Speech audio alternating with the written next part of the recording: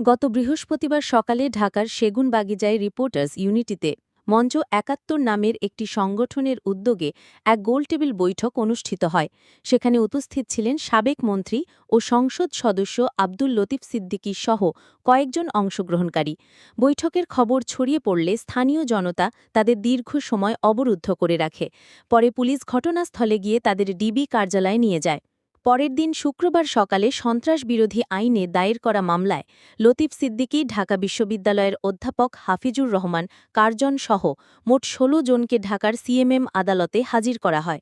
শুনানির সময় রাষ্ট্রপক্ষের আইনজীবী জানান, অভিযুক্তরা অন্তর্কালীন সরকার উৎখাতে ষড়যন্ত্রে জড়িত ছিলেন এবং এ বিষয়ে বিস্তারিত জানার জন্য রিমান্ড প্রয়োজন।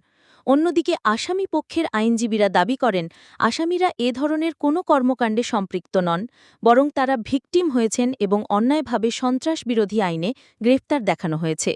উভয় পক্ষের বক্তব্য শোনার পর আদালতের বিচারক মাইমুনা হায়দার চৌধুরী আসামিদের কারাগারে পাঠানোর নির্দেশ দেন।